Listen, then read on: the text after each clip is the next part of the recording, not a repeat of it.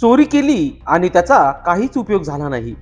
चोरी केलेली वस्तू जर बाजारात खपलीच नाही तर त्या चोरीला किती वेदना होतील. बरं, तेही ठीक आहे.